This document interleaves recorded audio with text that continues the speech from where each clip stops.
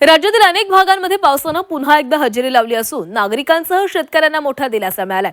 गेल्या काही दिवसांपासून पावसानं विश्रांती घेतल्यानं अनेक भागांमध्ये उकाडा वाढला होता, तर शेतकऱ्यांचीही चिंता वाढलेली होती। मात्र काल विविध जिल्ह्यांमध्ये झालेल्या पावसामुळे वातावरणामध्ये गारवा निर्माण झालाय।